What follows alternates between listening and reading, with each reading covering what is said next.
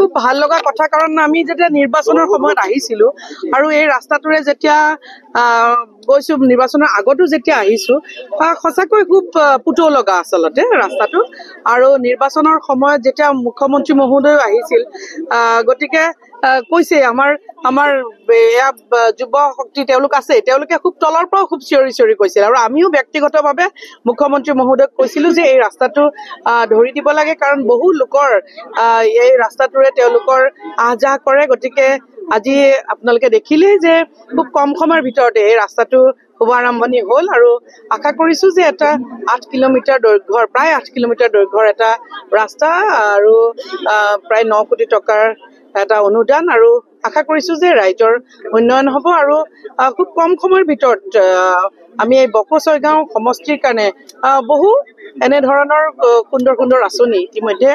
হাতত লোৱা হৈছে গতিকে আগন্তুক দিনলৈ আপোনালোকে দেখিব পাৰিব যে বহুত ৰাস্তা দলঙকে আদি কৰি বিভিন্ন উন্নয়নমূলক কাম কাজ কৰা হৈছে এইটো মই কৈছোৱে যে অতিকৈ বিধ্বস্ত আচলতে ইমান দিন এমএলএ থকাৰ পিছতো অতিকৈ বিধ্বস্ত হৈ থকাটো খুব দুখজনক কথা আচলতে কাৰণ এই চৰকাৰৰ দিনত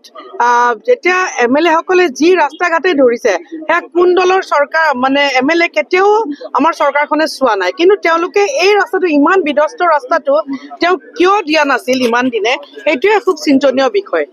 ইতিমধ্যে কেইবাখনো দলং চৰকাৰৰ ফালৰ পৰা কেন্দ্ৰীয় চৰকাৰৰ ফালৰ পৰা ইতিমধ্যে কেইবাখনো দলং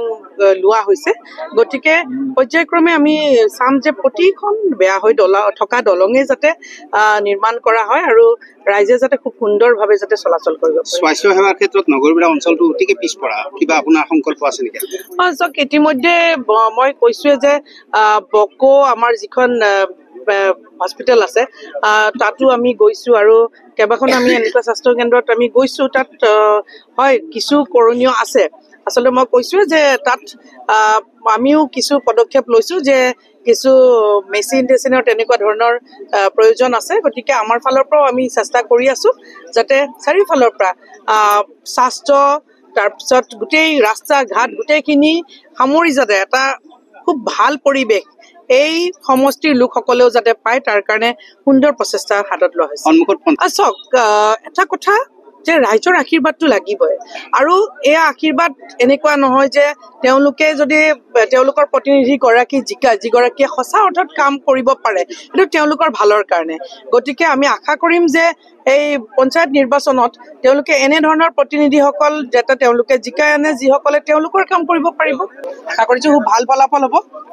গতিকে হয় সকলোৰে ভাল হ'ব যিকোনো খবৰৰ বাবে যোগাযোগ কৰক 7099017330 লগতে 7099017110 নম্বৰত